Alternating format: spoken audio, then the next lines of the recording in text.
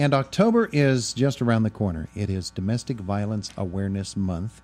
Indiana County has a very active and very strong Indiana County Domestic Violence and Sexual Assault Task Force. How'd I do, Ashley? Great job. I didn't? Perfect. I got it. I'm so happy.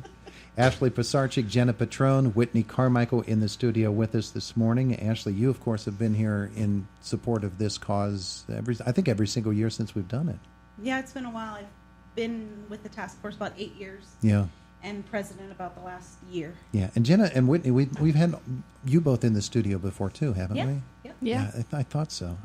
So the month of October is when we called attention to a problem that just doesn't go away, does it? Right, no. And domestic violence in this community, it's, physical violence, but it's also financial violence, emotional, verbal abuse. This task force is amazing, where it's a bunch of agencies, organizations.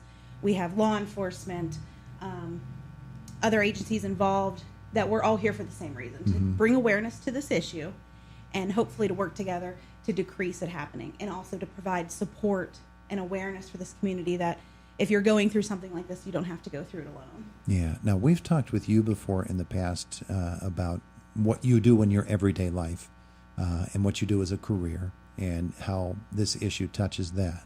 Absolutely. I'm a counselor along with Jenna at the county jail. Yeah. So we see both sides of this through, the perpetrators who maybe have been found guilty of these crimes coming to our facility.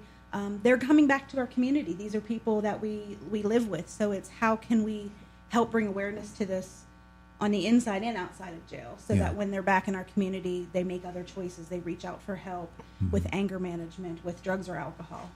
Jenna, of course, you can speak to that topic just as much. Yes.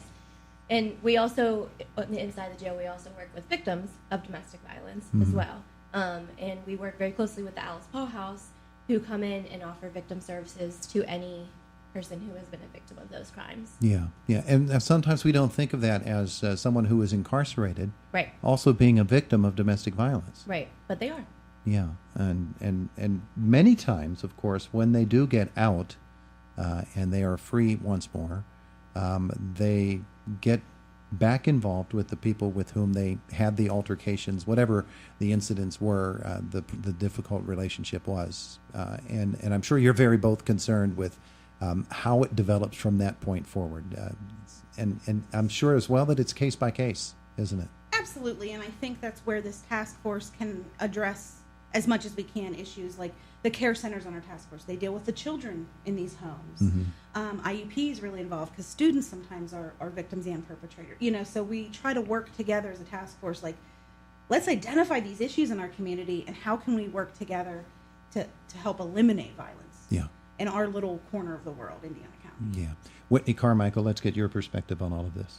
Well, I actually work at the Alice Paul House, so part of our role and my department's role is to bring awareness through education events. So this October, we're actually kicking off the month of Domestic Violence Awareness Month with a candlelight vigil to remember the individuals in our county who have lost their lives to domestic violence, but also honor the survivors that we still have today.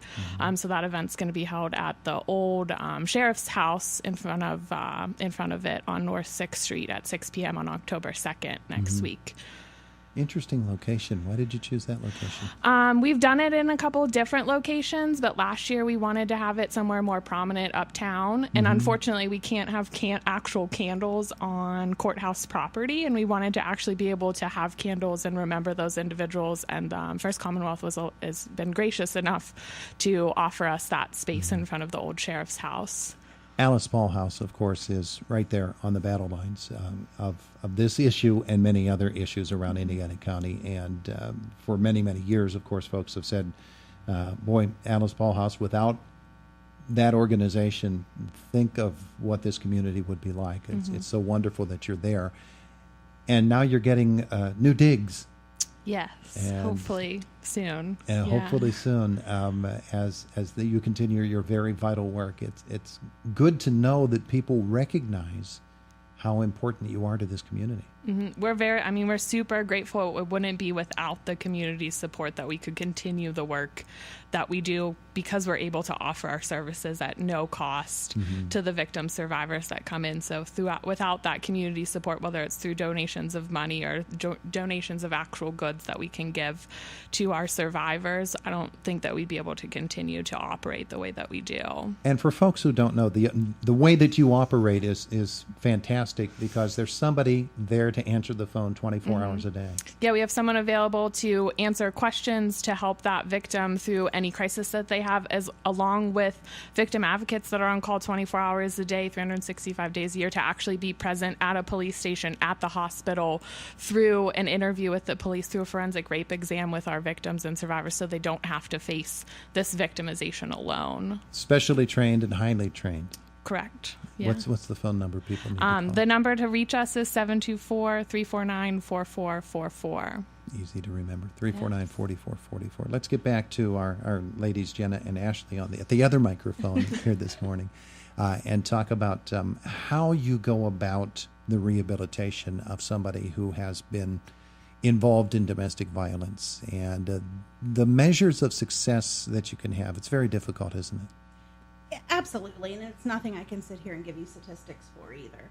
It's looking at when someone comes in, if there's underlining issues with anger, with drugs and alcohol, whatever it may be, power and control. As much as therapeutic-wise, we can reach out and help people. There may be addiction issues where they need, treatment through rehabs or counseling in that area too. So I think bringing awareness to this community, and we have some events we wanted to share just so when people see us, see the color purple during October, see something that says domestic violence awareness, they think about someone who may have gone through this and how can they be there for them and support them, because that's what it comes down to, is every individual taking a stand and working together to help end this issue, because it's an individual issue, but it's a group issue. Yeah. You can't change one person, but it changes with one person. So that's where you start. And along with having a presence at the vigil on October 2nd, we are going to have a small float in the homecoming parade on Saturday, October 6th. We'll be on our purple float and our purple shirts. And then throughout the month of October, we will be hanging up ribbons all throughout Indiana County. So if you see them, just know it's us. We're spreading our awareness. Yeah. Just to get our name out there and to know that we are supporting you.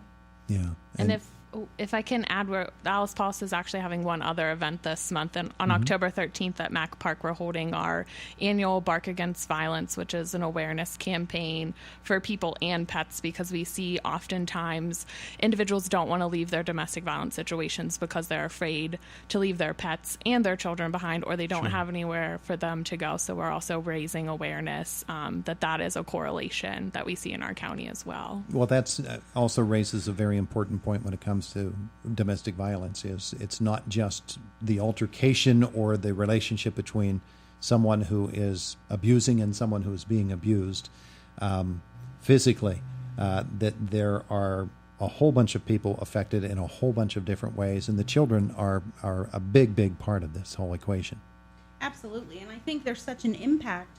The kid goes to school and they're stressed about it. It affects the schoolwork, it affects the teacher, their classmates, their friends. Neighbors hear fighting and they're not sure what to do.